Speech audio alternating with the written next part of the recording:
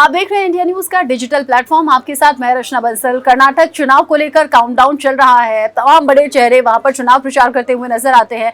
प्रधानमंत्री नरेंद्र मोदी ने जब मंच से बजरंग बली का जयकारा लगाया या फिर ये कहिए बजरंग बली का नारा लगाया, तो वहां जितने लोग मौजूद थे सभी ने समर्थन करते हुए बजरंग बली के जय के नारे वहां लगाए। प्रधानमंत्री नरेंद्र मोदी के आह्वान पर, उनके समर्थन में ही बजरंग बली का नाम लेते हुए प्रधानमंत्री नरेंद्र मोदी ने कह दिया है कि बजरंग बली ही नैया पार कराने वाले हैं और कर्नाटक में जो आम लोग हैं उनका साथ भी इसी नारे के आधार पर मिलेगा। और सिर्फ प्रधानमंत्री ही नहीं बल्कि जो अलग अलग लीडर्स हैं बीजेपी के, उनके जरिए बजरंग बली का नाम बार बार कर्नाटक चुनाव को देखते हुए आप सुन पा रहे हैं।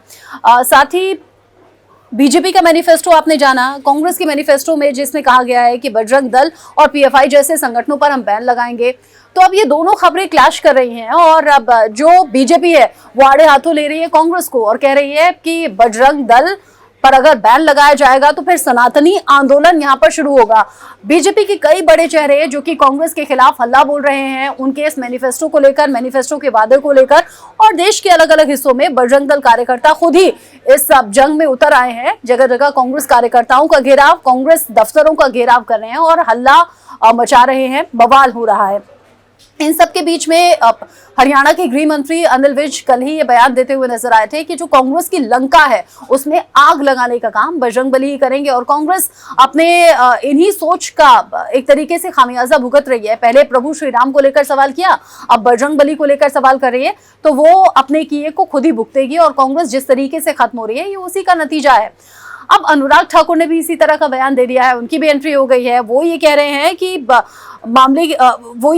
कि जो बजरंग बली का अपमान कर रहा है उसे भारत कतई सहन नहीं करने वाला। यानी कि सिर्फ कर्नाटक के लोग नहीं बल्कि अनुराग ठाकुर कह रहे हैं कि अगर बजरंग बली का अपमान होगा, अगर बजरंग बली पर सवाल होगा तो फिर देश सहने वाला नहीं है, इसका जवाब दिया जाएगा। एक तरीके से कर्नाटक चुनाव में हम कह सकते हैं कि बजरंग बली का सहारा बीजेपी लीडर्स ने ले लिया है।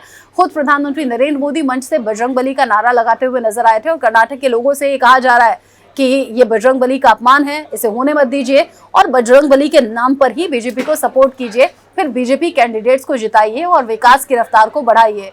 अनुराग ठाकुर का ये बयान आपको सुनना चाहिए। साथ ही बताइए कर्नाटक चुनाव को लेकर आप क्या सोचते हैं। कर्नाटक में कांग्रेस सरकार कह रही है कि भव्य जड़ा हनुमान मंदिर बनाया जाएगा, उसको लेकर क्या कहना है?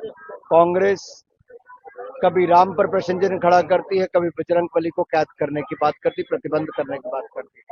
हिंदुस्तान की जनता कांग्रेस का हिंदू विरोधी चेहरा जान चुकी है और ये तुष्टीकरण की राजनीति जो कांग्रेस करती है इसका मुंह तोड़ जवाब भी मिलेगा।